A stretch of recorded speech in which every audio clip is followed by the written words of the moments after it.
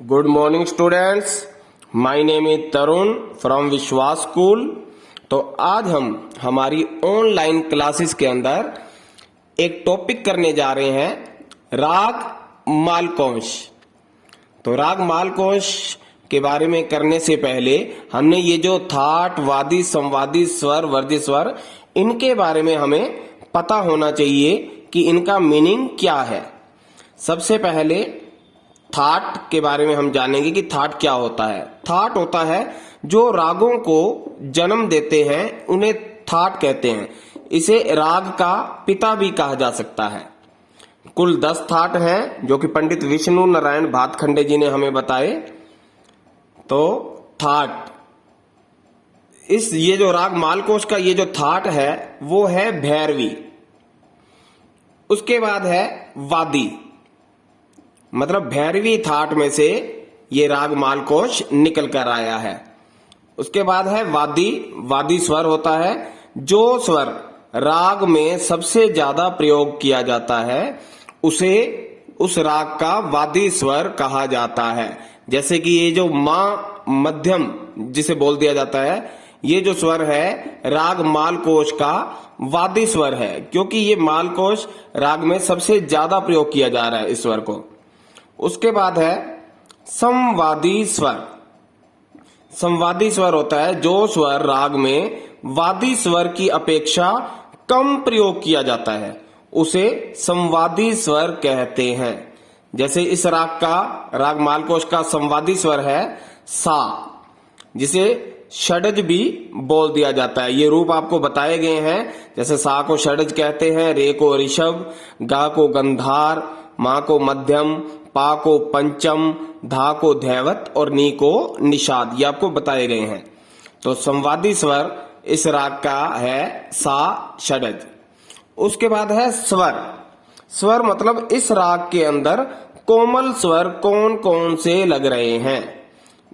एक तो गा, धा और नी।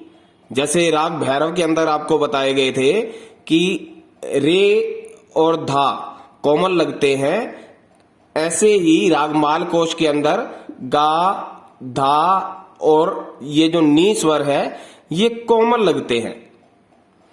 तो ये राग मालकोश के कोमल स्वर हैं गा, धा और नी। उसके बाद है वर्जित स्वर।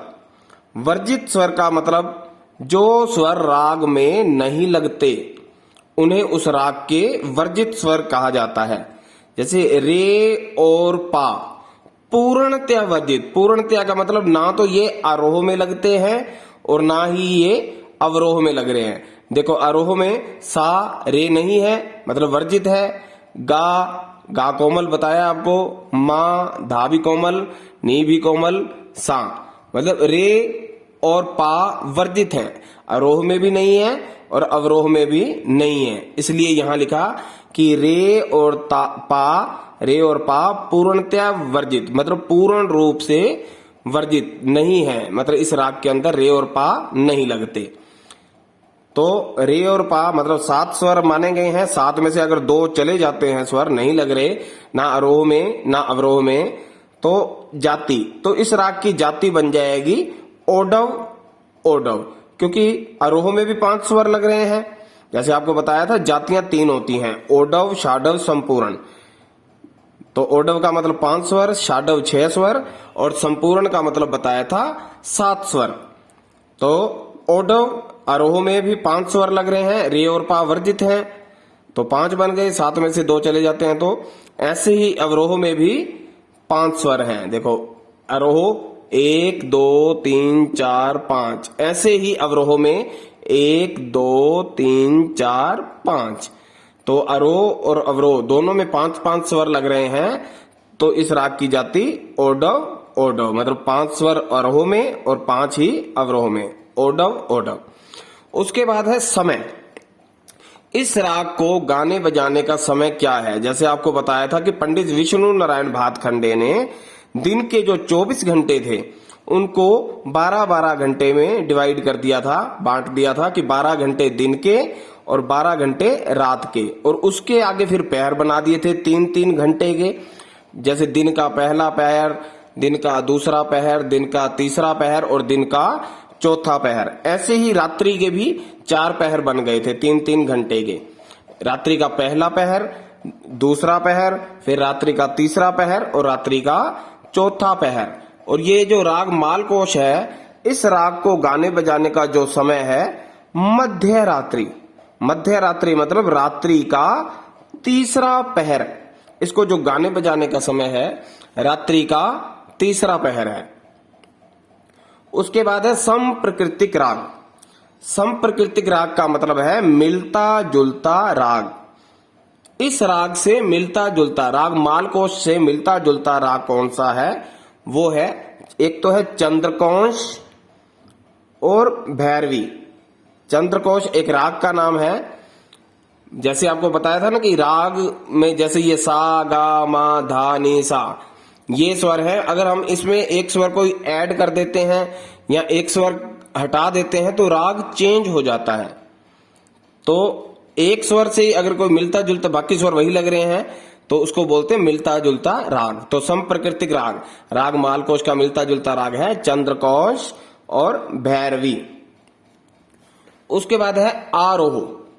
आरोह का मतलब जाते समय इसके स्वर कौन कौन से लग रहे हैं। जब हम सीधा जाते हैं, सा, जैसे आपको बता दिया, रे और पा तो वर्जित ही है पूर्ण रूप से।